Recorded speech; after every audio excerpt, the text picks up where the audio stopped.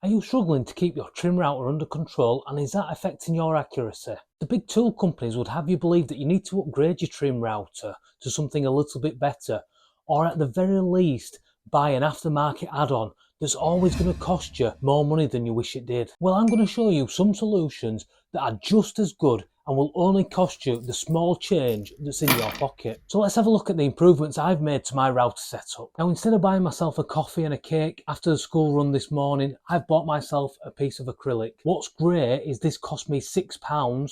I'm going to cut it in half and I will get 2 jigs out of this.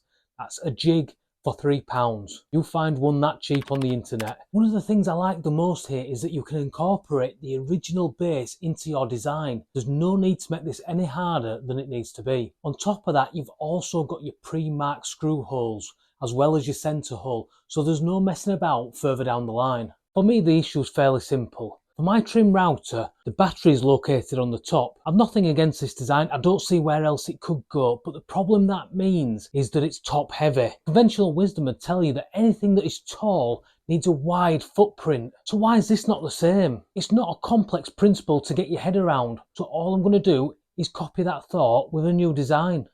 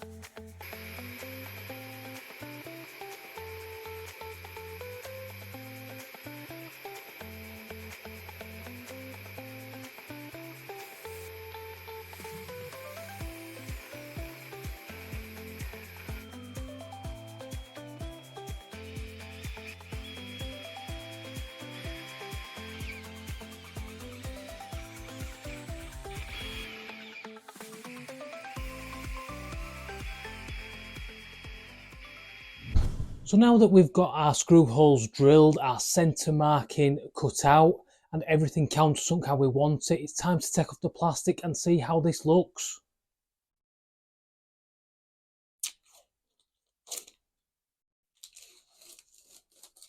Well, that's looking quite good. It just needs a little bit of clean up on the edges, but I think this will look great.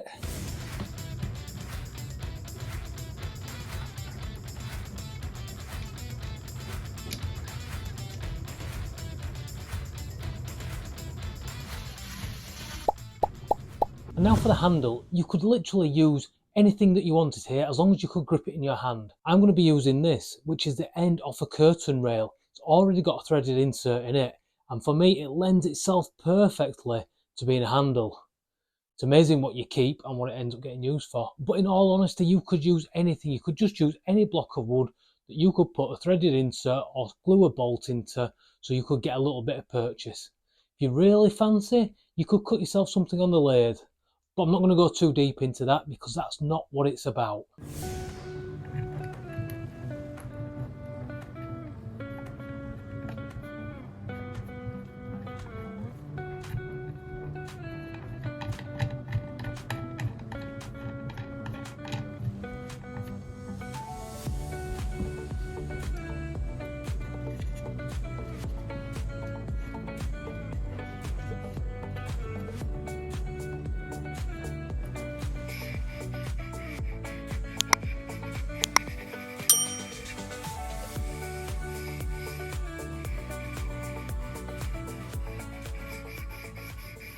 So it's time to put this thing to the test. Will it glide smoothly along a workpiece? Is it stable? And is there too much flex in this base?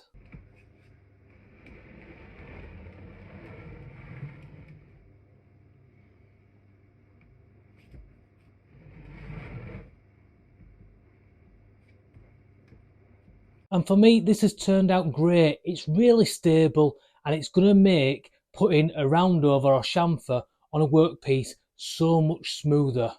I've said it many times before, new tools don't make you better, but they do make your processes easier, and this is going to be one of those cases where this really simplifies a process and allows me to get a better finish, and that should stop me looking quite so amateur with my finishes. Now, I promised you 2 new bases for £6 and I'm a man of my word.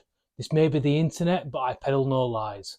Recently, I was bought one of these for Easter and it got me thinking, what do I need to do to adapt my router to be able to make gifts like this that I could put on my stall or sell in my local area? I thought if I could pair my router with my laser to make a template and a little flush trim bit, I would be onto a winner. So let's get into this second portion. Now, I have to say I have fast forwarded the beginning of this one because it is fairly similar to the last one.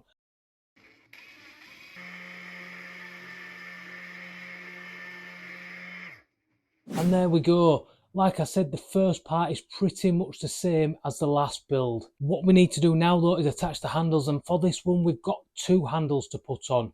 So I'm going to chop this piece of dowel in 2 and that'll give us both handles that we need.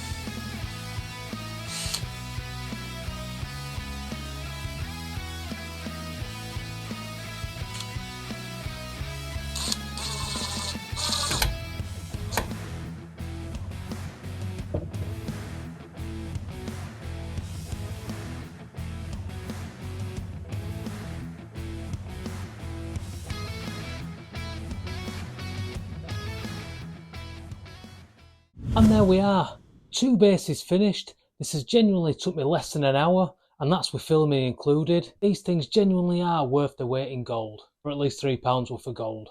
This one I'll be using in the next week to finish off a project, and I'm honestly so excited to get going. I hope you've taken something from this video. Like I say, £6, under an hour, 2 great upgrades. I don't think you can go wrong with that. I hope I see you on the next one, and until then, have a good time in your shop.